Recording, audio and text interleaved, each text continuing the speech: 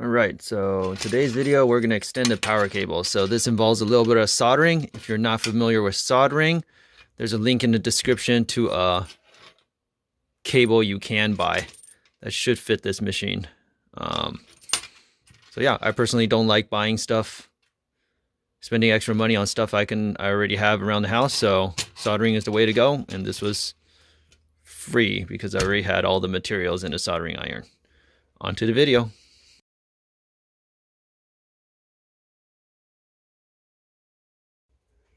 Okay, hello everyone. Today's video is going to be relatively short.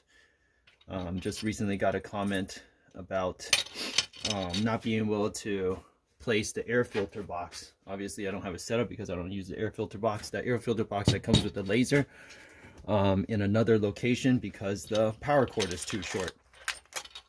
So simply put, this video is about extending that power cord, and you're going to need to know a little bit of soldering to be able to do this. You can see that my power cord to the air filter box has already been extended. That was when I was using the air filter box, but since I'm not using the air filter box anymore, nor the compressor in it, I'm using a whole different setup. This thing is just kind of sitting in my closet right now in storage. So what you'll basically need is these wire cutters and then wire strippers. I guess that's what it's called. I don't know. It strips the end of the wire so that you have some bare wire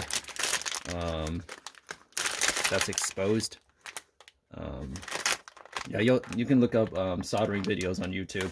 I won't get into it. And you'll obviously need a soldering iron and some solder, which I have over here. So I do a lot of soldering projects on the side, so I already have these materials set. So basically the original cord is about, what, 1 foot long, something like this. So basically I snipped it in half. I stripped the cord, the wires out on the inside. You can see that there's a red wire and a black wire. I don't remember if the original wire on the inside was actually color coded, but I just made sure to keep everything consistent because there is a, you can see here, there's a number 1 and a 2, 1 and a 2 on both ends. So as long as the 1 is connected to the 1 on this end and the 2 is connected to the 2 on this end, we're good. The wire I used was some just leftover wire I had from a previous project. This one's a 20 AWG thickness wire.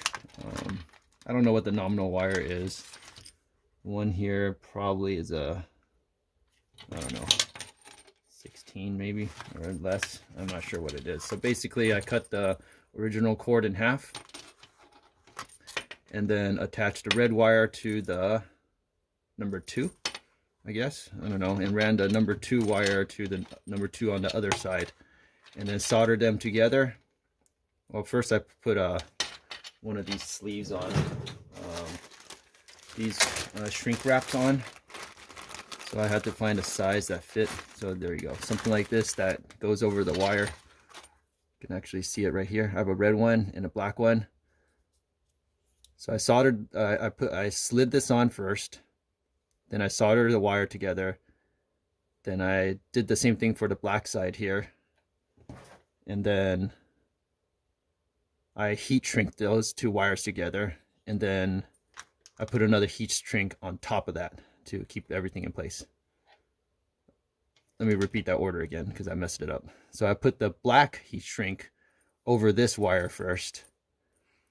Then I put a red heat shrink on the red wire, black heat shrink on the black wire, the smaller heat shrinks, soldered them together, heat shrunk the 2 smaller wires, the 2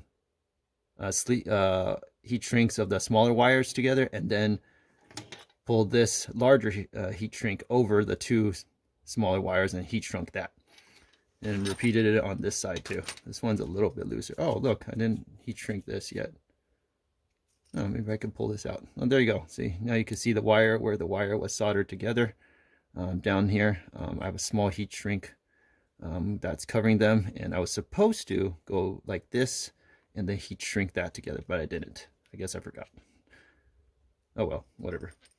But then this effectively gave my cord an unlimited reach. I think I put in 3 feet between the two ends. That way my air filter box can sit under my laser, because I have very little space, working space on the top of my laser here. But that's basically it. It's pretty simple, I guess, quality of life mod that you can do with the laser. Again, do it at your own risk. I don't know what size wire to actually use. I'd use a 20 AWG and it worked fine for me. And then obviously you'll also need an extended air tube line.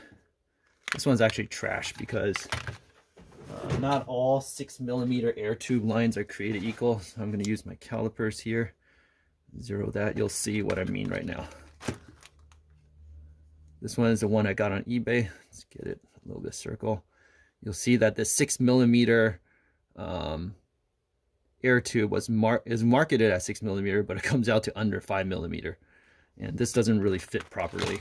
So my local aquarium shop had their tube, and their tube comes out to about 5.5, so a little bit closer, it fits a little bit better.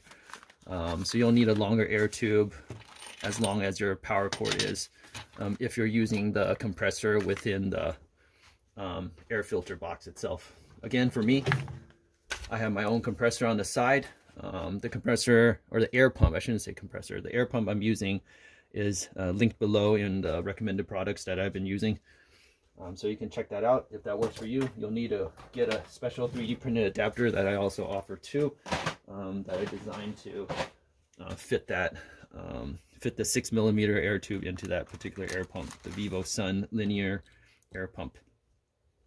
So that's pretty much it for this video. Hopefully that allows you guys to put your air filter box somewhere else within the house, your workspace or whatever. Feel free to comment in the comments below if I've missed anything. Just kind of talking about all this stuff off the top of my head, so no script or anything. Until the next video. Oh yeah, I should go through, I have a bunch of other improvements that I'm going to try on this laser. I don't know if it'll actually improve this laser. I have a new laser head that I'm using, laser head that I'm using to try to get faster cuts. I have 2 air pumps that I'm going to try to link up in parallel to get a little bit more air pressure, just to test, because if the air pressure works, then I'm going to invest into a larger air compressor with the actual tank. So that's another thing that's coming up. I have a new laser honeycomb bed coming in, a mod that I'm going to do there that I'll show you guys. What else? I have the most requested one, which is a fun one, kind of a useless mod, but red dot laser pointer that I'm going to mount up into the laser head itself. So that's for another future video. So hopefully that'll all work out. That one takes a little bit more time and a little more thought into how I'm going to wire things into the cabinet in here. But that's it for this video. On to the next one.